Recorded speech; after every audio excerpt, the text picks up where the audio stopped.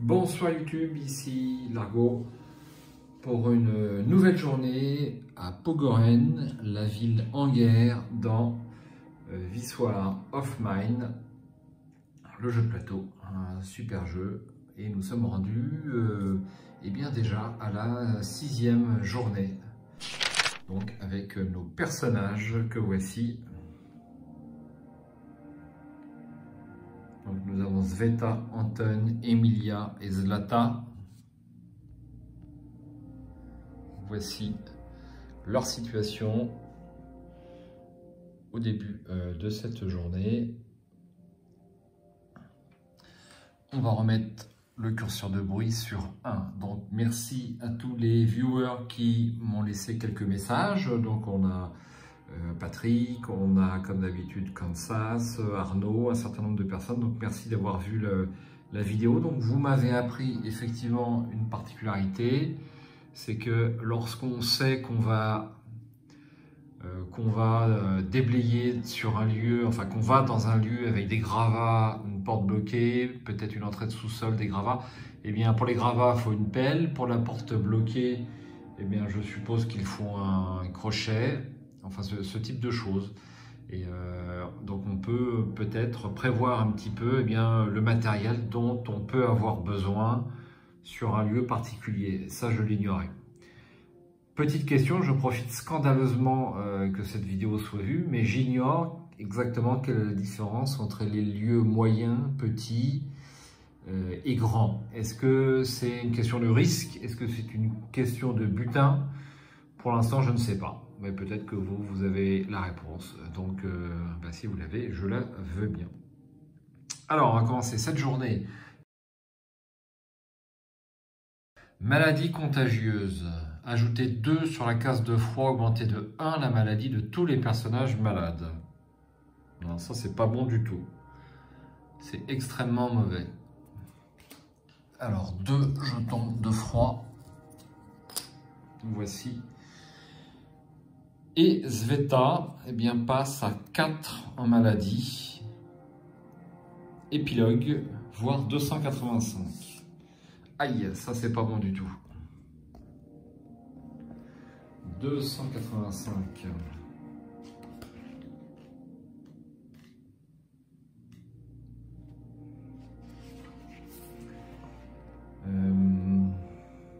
Alors c'est Sveta qui est décédée. Donc Sveta c'est 252. 252. Quelle réponse Sveta aurait-elle pu donner à toutes les questions difficiles de ses élèves si elle avait vécu assez longtemps pour connaître la fin de la guerre? Elle aurait en tout cas fait de son mieux, mais cela n'a plus d'importance. À présent, les enfants devront les trouver eux-mêmes. Donc on avait déjà eu cette conclusion à l'occasion de la mort erronée, on va dire, de Sveta. Bon, on enlève le pion. C'est embêtant. Donc je devrais faire un test d'empathie pour tous les autres personnages à l'issue pendant le tour. Et on va enlever son personnage, donc c'est elle. Ensuite, Anton passe à 3 en maladie. Donc lui, il faut le soigner, mais d'urgence, parce qu'il ne peut plus rien faire. Emilia, l'avocate, n'est pas malade. Et Zlata passe également à 3 en maladie. 3 en maladie. Choper le pion. Voici. Et donc il n'y a qu'Emilia qui pourra faire quelque chose. Enfin, tout au moins des actions. Anton et Zlata pourront quand même monter la garde.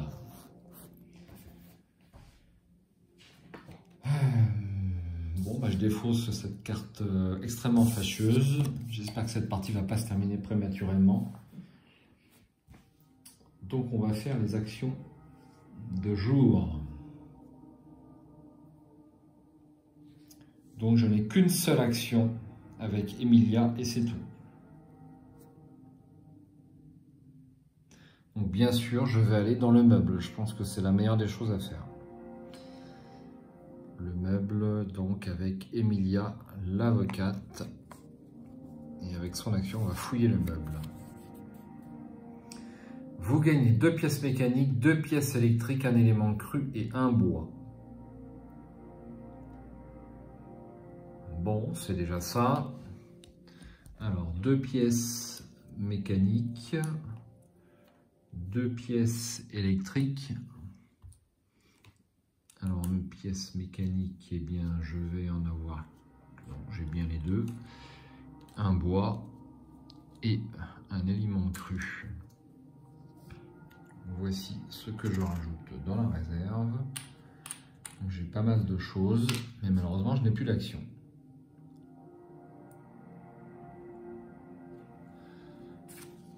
Donc, plutôt que de enlever les barreaux, j'aurais peut-être pu enlever le reste de gravats, c'était pareil. Cela dit, bon, ça, je défausse. Et ensuite, donc la phase de crépuscule. Donc tous les personnages peuvent boire un eau, il va même me rester une.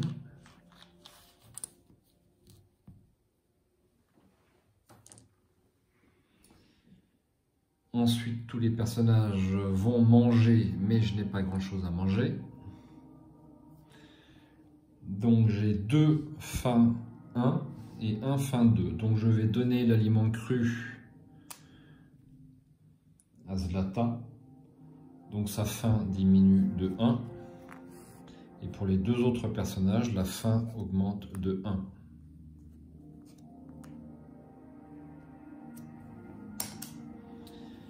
Voici.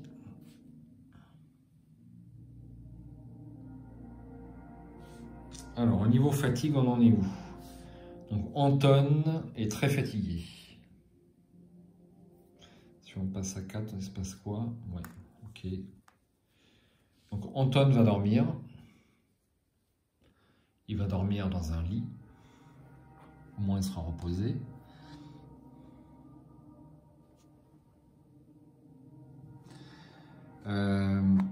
Emilia, eh bien...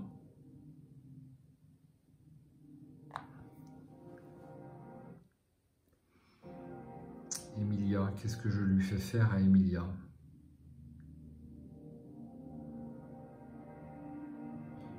Même les personnages qui n'ont plus d'action peuvent quand même partir en collecte. Donc ça, c'est quelque chose d'assez étonnant de mon point de vue, mais bon. Je vais vérifier quand même. Hein. Ouais, il n'y a pas de souci là-dessus.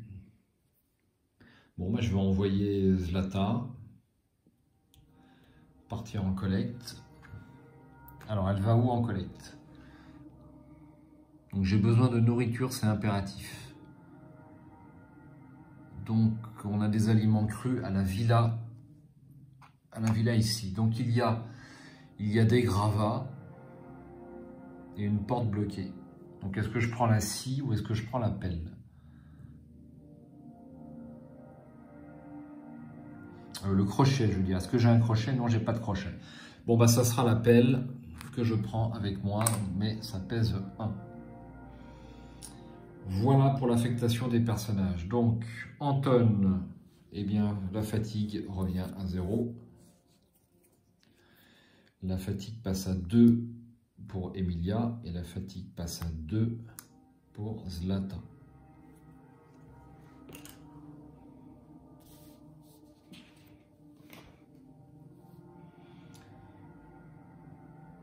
Alors, eh bien, on va démarrer la phase de collecte. Donc, je vais mélanger un petit coup le paquet exploration et on va piocher donc, eh bien, 12 cartes.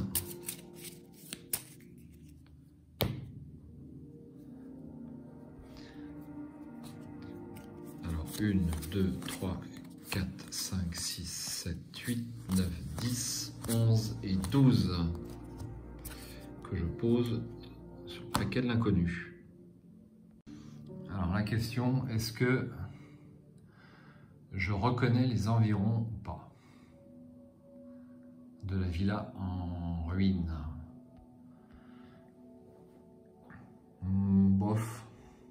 pas le faire sur ce coup-là. Quoique. Allez, je renvoie 2 cartes exploration. 1 et 2. Et je vais en 422 pour explorer les environs. 422. Lancer le dé noir. Alors, le dé noir, le voici. Ça sera un 3. Donc, 3, c'est le 1666. 1666.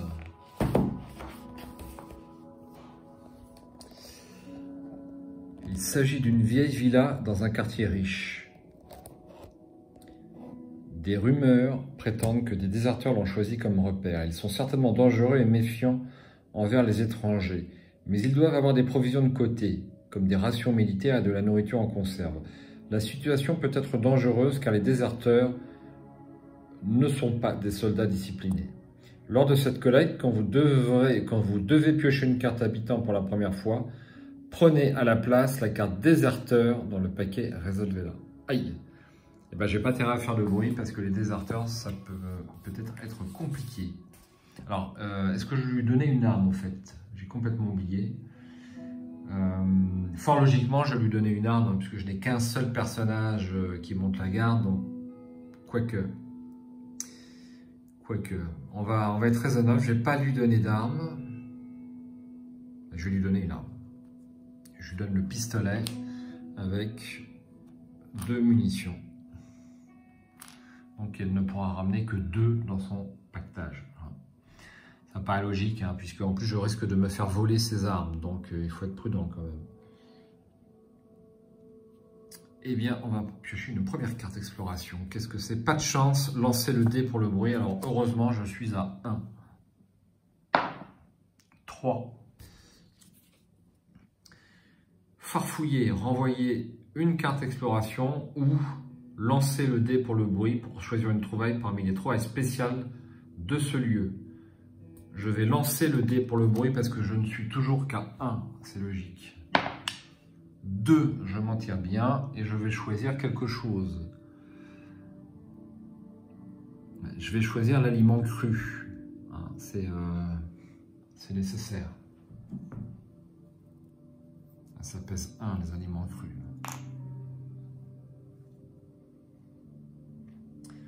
Ensuite,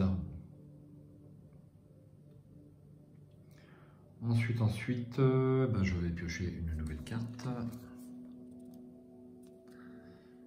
Je crois que j'ai vu quelque chose. Renvoyez autant de cartes exploration que vous souhaitez et lancez le dé noir. Ajoutez le nombre de cartes envoyées au résultat. Résultat 1 à 5, piochez et résolvez une carte habitant. Je vais renvoyer 2 cartes. Je vais renvoyer 2 cartes. 6 plus 2 égale 8. C'est bon, je ne pioche pas de carte habitant. Une porte. Renvoyez une carte exploration pour regarder la première carte du paquet de l'inconnu ou entrer, augmenter le bruit de 1 ou lancer le dé pour le bruit.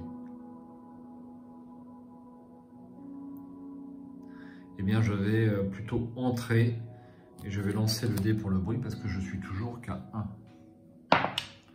3, c'est bon. Espace découvert. Y a-t-il un espace découvert? Eh bien, malheureusement, il n'y en a pas.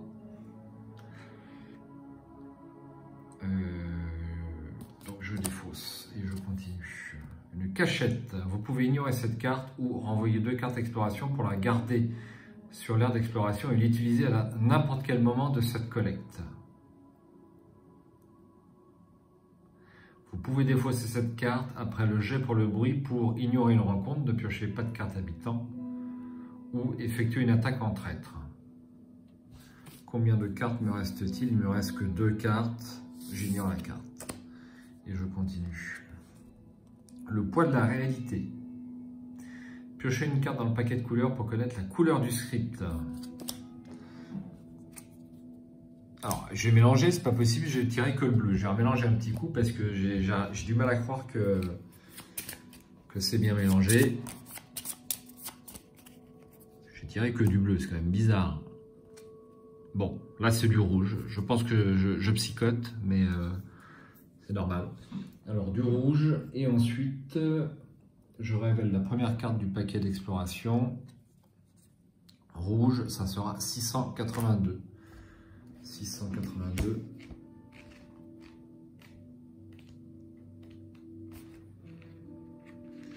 Voyons ça. Alors, on va dire ça.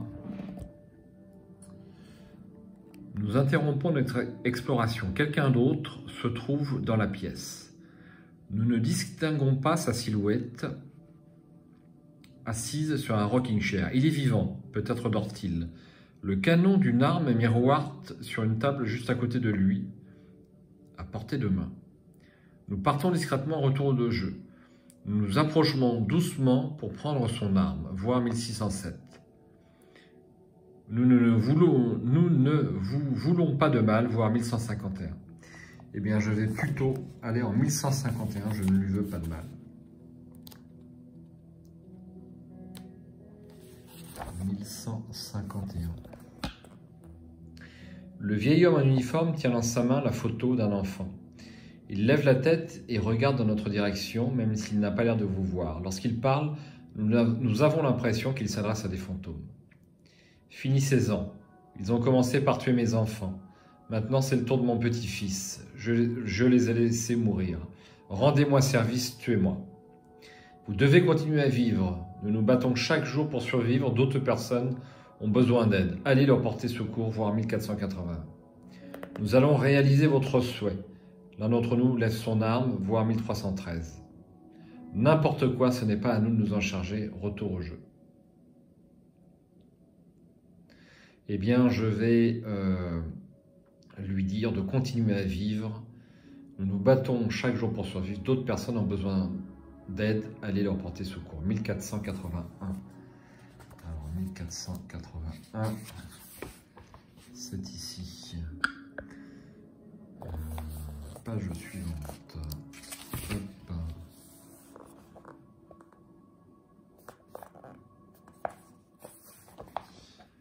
Après de longues minutes de silence, l'homme range la photo dans sa poche et se lève. Comme nous n'avons pas cessé de lorgner son arme, il la pointe du doigt en disant « Prenez-la si vous voulez. Vous avez peut-être des gens à protéger, vous. » Nous quittons les lieux, ajoutez un pistolet et 3 munitions à la pile des trouvailles, retour au jeu. Ok. Un pistolet et 3 munitions. Donc est-ce que j'ai ça? Pistolet, j'ai ça. Et 3 munitions, j'ai.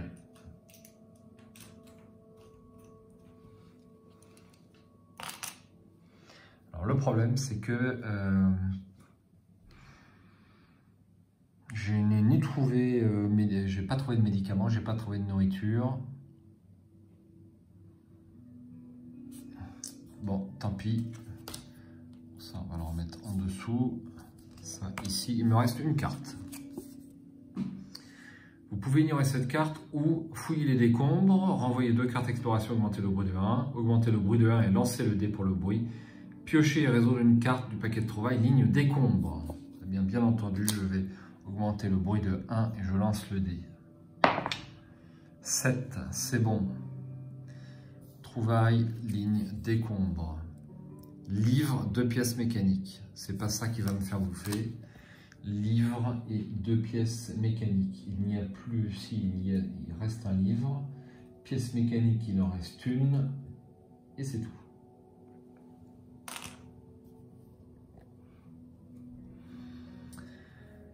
Voilà. Eh bien, on va d'abord remettre ça dans le paquet. Puis on va prendre une décision sur ce qu'on ramène.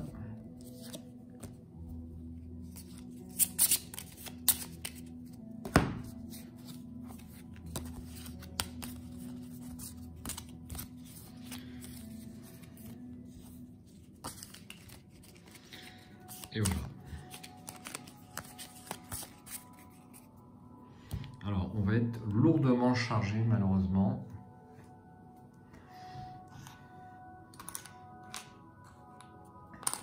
Donc, du coup, j'aurais mieux fait de ne pas prendre le pistolet. Donc tout ça, ça pèse rien, on ramène. Après, j'ai 1, 2, 3, 4, 5. 5 choses et je n'ai que 4 en sac à dos. Donc je suis obligé d'abandonner quelque chose. Donc je vais abandonner bien sûr la pièce mécanique que je vais laisser ici. Donc je pourrais peut-être la retrouver sur un jet de dés. Sur un jet de dés à 10, enfin, je vérifie, mais je crois que c'est 10. Et 1 à 6, la pièce est perdue, et à 7 à 10, eh bien, on peut la retrouver lors d'une collecte suivante si on revient dans le même lieu, bien sûr. Alors, ensuite, on va faire notre phase de raid de nuit. Donc, choisir les armes des gardes, et bien sûr, canon scié avec les 2 munitions. Et on va tirer une carte raid de nuit. Ça sera des voyous. C'est une carte avec un petit point d'exclamation. Ça veut dire que ça fait partie des cartes que l'on a rajoutées. Donc, elles sont plus difficiles. Donc, dégâts 4 pions ressources en commençant 4 pions ressources au choix en commençant par les pions. Et blessure 4. Ensuite, remettez cette carte dans le paquet raid de nuit et mélangez-le. Alors, on va tirer avec le canon scié, avec le dé rouge. Donc Emilia a 1 en prouesse, donc je vais pouvoir le relancer une fois si je fais rien. 2, et bien ça me paraît tout à fait raisonnable, je vais garder ce résultat. Donc on va défausser 2 pions. Donc je vais défausser les 2 herbes, j'ai le droit. Et je vais prendre 2 blessures. Donc 2 blessures, et bien je pense qu'Emilia malheureusement va trépasser. Il n'y a pas à tortiller, donc je passe à 4 en blessure.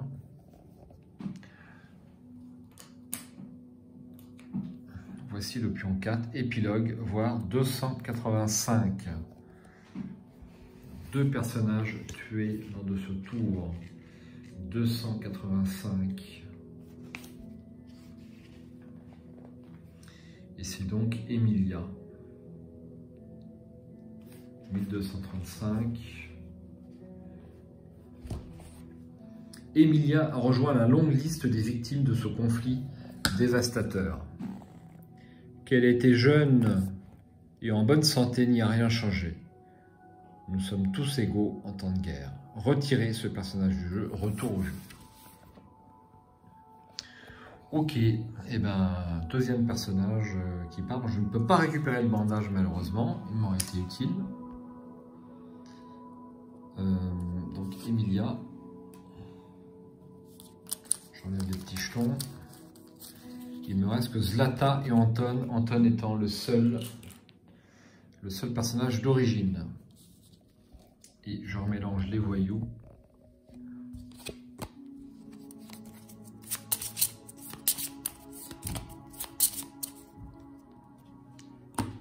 Dans le paquet raid de nuit.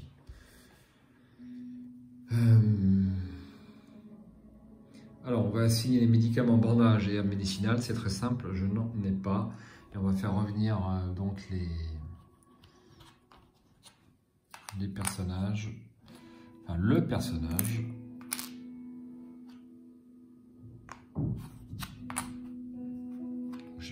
J'ai dépensé une munition, je la jette, j'allais oublier. Hop. Une pelle. Un aliment cru. Une dernière munition. Bon, une munition, je suis pas mal.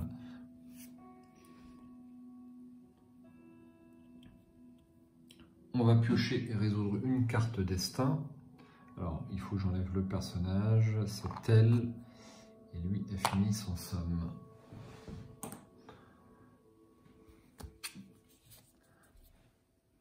Augmenter de 1 les blessures de tous les personnages blessés sans bandage.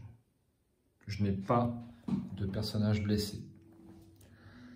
Diminuer de 1 la maladie de tous les personnages qui ont pris un médicament. Trop tard. Défausser les pions médicaments de tous les personnages. Si pion froid moins barricade égale 4 ou plus, je suis à 4. Augmenter de 1 la maladie de tous les personnages. Aïe. Aïe, aïe, aïe. Bon, en fait, le meuble ne m'a pas tellement servi. J'aurais mieux fait peut-être de faire du feu. Ou quelqu'un, j'aurais peut-être pu durer un tout petit peu plus.